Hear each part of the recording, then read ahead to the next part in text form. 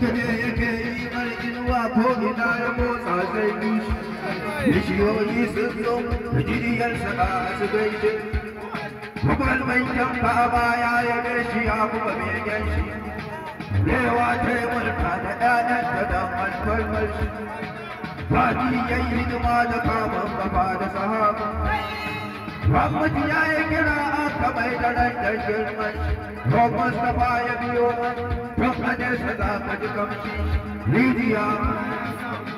sai dai ruwan ya taho amma shi riga ta yi yawa da sawa da koma daidai gidansa ba a sa fitina wasu babu domin hasken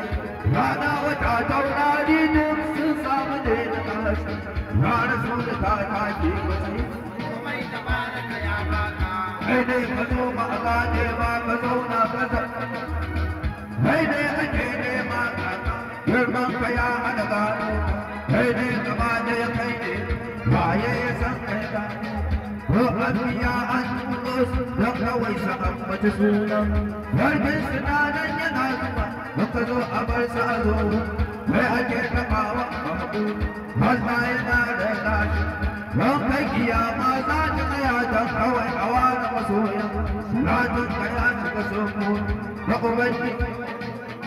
ba kamar ka ya manzan Allah ku da san ka kuma gaishe kai ne kawai kai ne da kai samu